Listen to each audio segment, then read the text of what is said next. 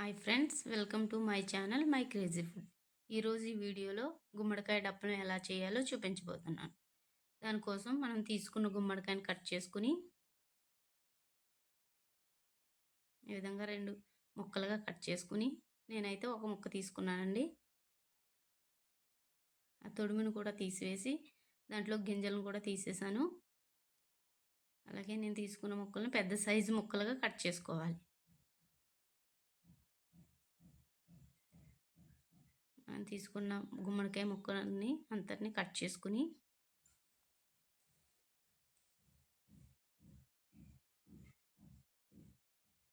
పక్కన పెట్టుకుని ఒక కళాయి తీసుకొని దాంట్లో 3 టేబుల్ స్పూన్లు ఆయిల్ వేసుకోవాలి. ఆయిల్ మరిగిన తర్వాత అందులో కొద్దిగా శనగపప్పు,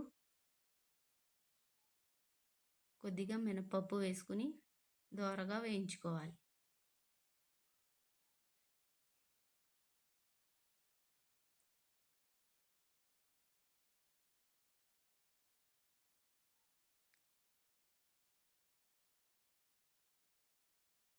అందులో కొద్దిగా జీలకర్ర, అలాగే దాంతోపాటు కొద్దిగా ఆవాలను కూడా వేయించుకుని వాటన్నిటిని కూడా వేయించుకోవాలి.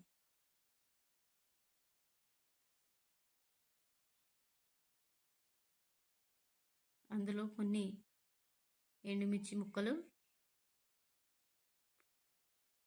అలాగే కొద్దిగా కరివేపాకును కూడా వేసుకోవాలి. ఇవన్నిటిని ఒకసారి కలుపుకోవాలి.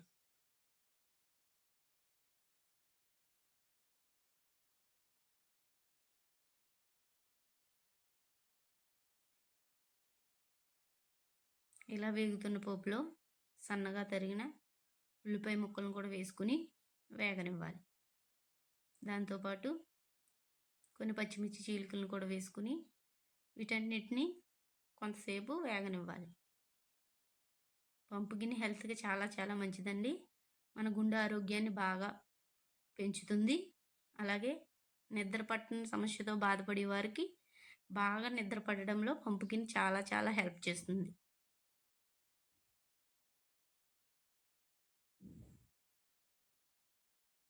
నేనైతే ఈ విధంగా కట్ చేసుకున్నానండి. ముందుగా కట్ చేసుకున్న గుమ్మడికాయ ముక్కల్ని ఈ పోపులో వేసేసుకోవాలి.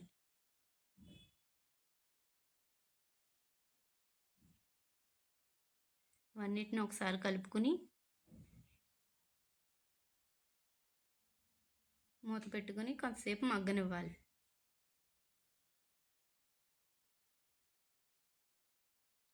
మూత తీసుకుని మగ్గిన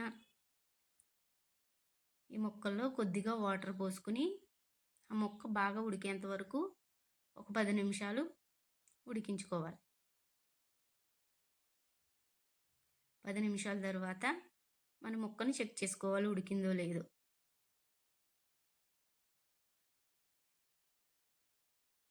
గుమ్మడికాయ ముక్క అయితే బాగా ఉడికిపోయిందండి. ఇలా ఉడికిన వాటిలో కొద్దిగా పసుపు, 2 స్పూన్ల కారం,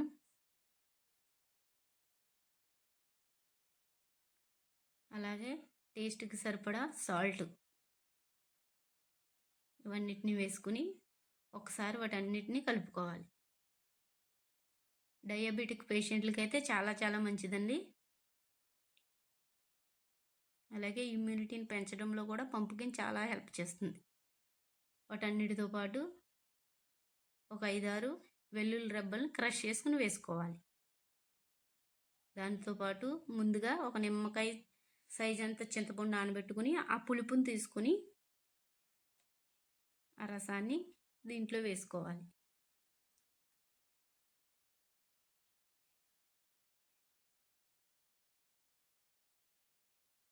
దాంతోపాటు కొద్దిగా బెల్లం తురుమును కూడా వేసుకోవాలండి.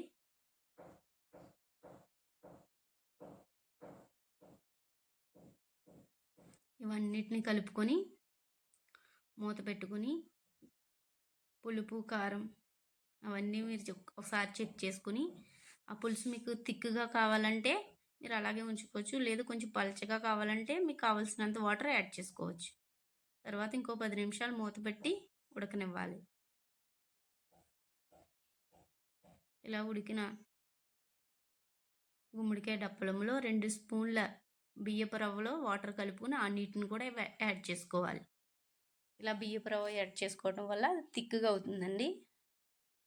ఈ విధంగా గుమ్మడికాయ డప్పలం కర్రీ రెడీ అయిపోయింది.